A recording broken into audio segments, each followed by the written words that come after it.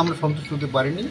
CBI তো তদন্ত শুরু করেছে, কিন্তু আজকে এতগুলো দিন হয়ে গেল, প্রায় 2 সপ্তাহ হতে চলেছে। এটা তো আমরা একটু হতাশ হয়ে পড়ছি, আবার মনে জোরও রাখতে হচ্ছে, আশাও রাখতে হচ্ছে। আমরা তো ভালো এজেন্সি চেয়েছিলাম হাইকোর্টের কাছে, হাইকোর্ট সিবিআইকে ভালো এজেন্সি মনে করেই বিচার ব্যবস্থাটা ওদের কাছে দিয়েছে। কালকে আমাদের মুখ্যমন্ত্রী প্রশাসনিক প্রধান উনি বলেছেন আমরা কেসটাকে জলে ফেলে দিয়েছি। উনি যদি ভেবে থাকেন তাহলে তাই হয়েছে, কিন্তু আমরা সবসময় চেষ্টা করছি কিছু একটা বিচার পাই, এবং কোটি কোটি লোক দেশের বিদেশের তারাও চেষ্টা করছে যে যাদের ন্যায় বিচার হয়।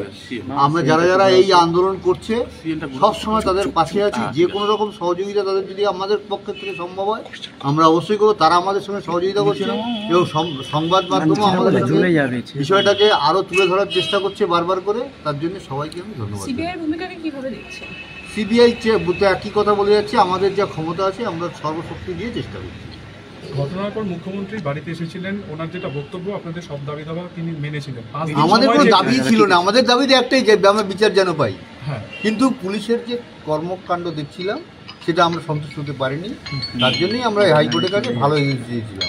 হাইকোর্ট সিবিআইকে ভালো মনে করেছে তাই দিয়েছে। আমাদের একটা জায়গায় আস্থা আমাদের রাখতেই হবে। মুখ্যমন্ত্রী বলেছেন বিচার চায় না, ওরা কেসটা জলে ফেলে দিল। যদিও ওরা মানে কাকে বলেছেন সেটা আমাদেরই বলেছেন। উনি হয়তো সিবিআইকে পছন্দ করেন তার জন্য বলেছেন, সেটা ওনার ব্যাপার, এটা ওনার বক্তব্য, আমি কিছু বলবো। তুমি তো প্রথম থেকে উনি তো বলেছিলেন যে সিবিআই কি দাও। হ্যাঁ, প্রথম থেকে উনি আবার বলে যাচ্ছিলেন, জানি না উনি কি বলতে চাইছেন না কি করতে চাইছেন, সেটা আমরা জানি।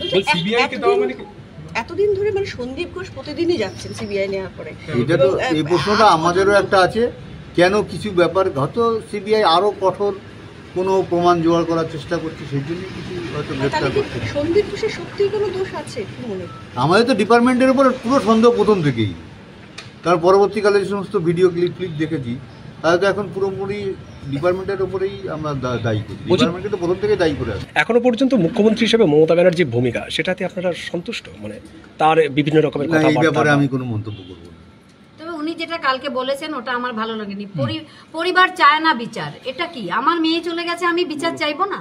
দুনিয়ার কোটি কোটি লোক বিচার চাইছে আর পরিবার বিচার চায় না। কোটি কোটি বিশ্ব আমার মেয়ের পাশে দাঁড়িয়েছে, তারা এত আন্দোলন করছে এবং আমরা তাদের আন্দোলনকে সমর্থন করছি।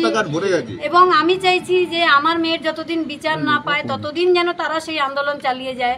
সেখানে উনি বলছেন পরিবার বিচার চায় না, এবং সে এটাও বলেছেন যে আন্দোলনকে জল